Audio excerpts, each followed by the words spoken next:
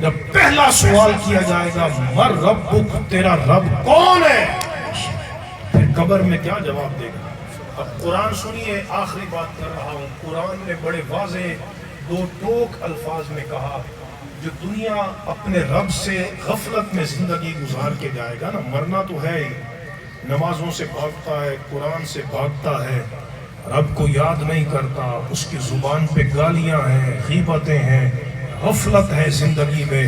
تو جب وہ قبر میں پہنچے گا تو کیا ہوگا؟ فرمایا قرآن مجید میں من اعرض عن ذکری فإن له معیشۃ ضنکا، جو ہماری یاد سے اعراض کرتا ہے، روح گردانی کرتا ہے، تو اللہ فرماتا ہے اس کی قبر کی زندگی بڑی تنگی میں گزرے گی،